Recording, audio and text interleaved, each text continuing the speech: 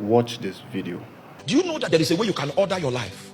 And then God now has a platform to begin to implement ancient plans, ancient things will begin to come upon your life. So now I want to tell you what God taught me to increase my lifespan.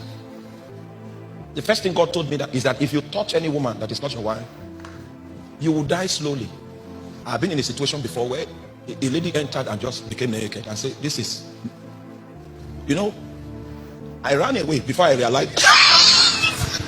The reason for which I was running was not because the lady was not beautiful. I knew how I would die.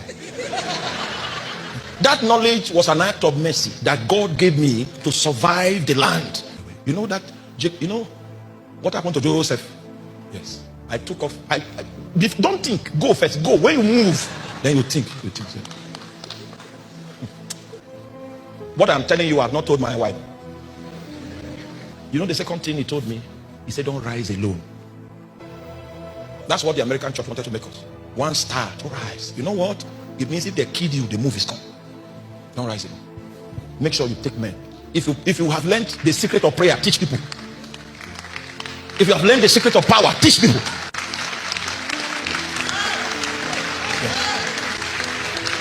That's why every meeting that I teach is like ministers' conference. Because part of the errors we committed was to teach ministers differently and teach the congregation differently. So the church became a church of stars, and the stars were wicked. So that's why you always see us in a team. So if someone comes and blesses me with money, they will enjoy. Yes, they will also enjoy, because I was not the only one that labored. Their prayers protected me from evil. So my goal is not to be the most anointed man on earth. I want to be the one that will train the most anointed man. That's my goal. Number 3, he says, lead your generation to pray, to learn prayer. So I went and studied prayer, to master it, so that we'll know all the techniques by which we can move the hand of God. When you think that you got it, you lost it. The moment you say, we got it, you lost it. The moment you say, we have arrived, you have been cut off from the sequence. When we see the way you order your life, we'll know how far you'll be able to travel.